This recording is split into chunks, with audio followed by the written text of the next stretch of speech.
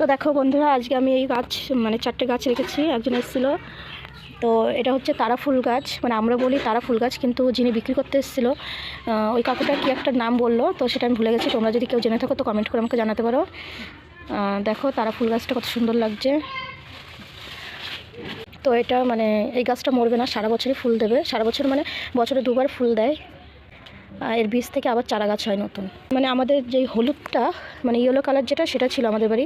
তো এই ফুলটা দেখে ভালো লাগলো, তার জন্য এই ফুলটা নিলাম। এই যে এরকম হলুদ ধরনের ছিল আমাদের, তো তার জন্য এটা নিলাম। এই দুটো নিয়েছে 20 টাকা, মানে 10 টাকা পিস নিয়েছে। আর এইগুলো নিয়েছে 15 টাকা পিস। এগুলো হচ্ছে চন্দ্রমল্লিকা। তো ফুল গাছগুলো আমি কিনেছিলাম সকাল টাইমে, তো তখন আমার লাগানোর টাইম ছিল না, তার জন্য আমি ফুল গাছগুলোকে জলে ভিজিয়ে রেখেছিলাম।